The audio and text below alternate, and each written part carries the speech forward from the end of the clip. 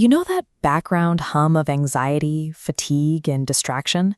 The feeling that something is constantly off, even when nothing is technically wrong? That is not a chemical imbalance, and it is certainly not a character flaw. This insight comes directly from the thesis From Suffering to Surfing by Rishi Kular. Your body and brain are running on 300,000-year-old firmware, and right now, that firmware is forced to operate inside a civilization engineered for an entirely incompatible objective. This timeline shows human history. For 99% of it, our environment was defined by physical demand and intermittent scarcity. Our biological systems were calibrated by those exact stressors. But that microscopic modern sliver represents an architecture optimized for abundance, speed, and convenience. Every comfort we invented successfully removed a physical stressor. And because our biology requires those stressors to regulate itself, the removal of that friction systematically manufactures our physical and mental distress. Internal practices like meditation are highly effective at helping you observe your mind, but internal work alone cannot solve an issue that is entirely environmental. This diagram illustrates willpower as a finite biological resource. It drains rapidly with every decision, ignored notification, and stress spike. When that battery empties, your logical prefrontal cortex shuts down, bypassed completely by ancient survival instincts reacting instantly to environmental triggers.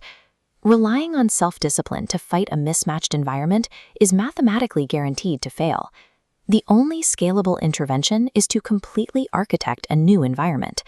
Environment architecture is the deliberate practice of redesigning your physical and digital inputs so they actually match the parameters your biology expects. Take your metabolism. It evolved to use periods of hunger to clean up cells and resensitize to insulin. Instead, modern life supplies a continuous drip of engineered, hyperpalatable calories from morning until night. The solution is structural. You remove the processed food from your house entirely. When you make the healthy option the only accessible option, you eliminate the need to resist cravings.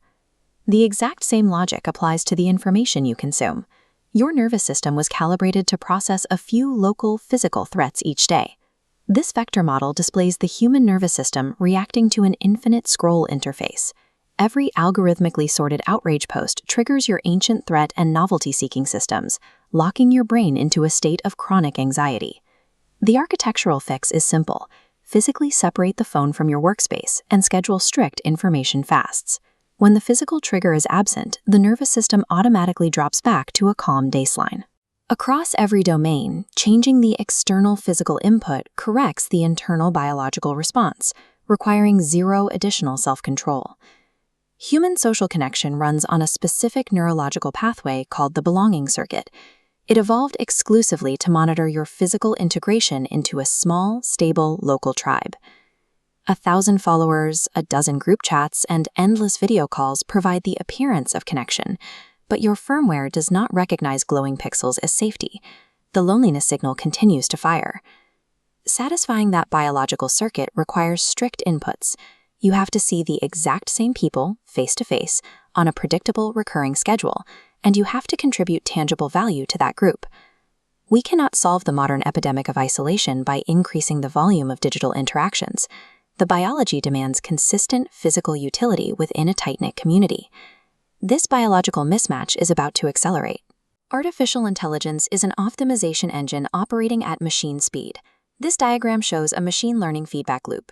AI currently optimizes for metrics that created our distress, engagement, and emotional intensity. If evaluated solely on retention, it learns to maintain mild emotional distress just to keep the user logging in. The effect is catastrophic. We have a very brief window to align these systems with human evolutionary needs before they permanently calcify a biologically incompatible environment. The true existential risk of AI is not a conscious machine deciding to rebel. It is a highly competent system flawlessly optimizing the world for metrics that degrade the human operating system. Fighting a misaligned system with a finite supply of willpower and then blaming yourself when you inevitably fail, that is what suffering looks like. Surfing is the alternative. It means understanding the biological current, accepting hardwired limitations, and deliberately redesigning conditions to ride that energy instead of fighting it.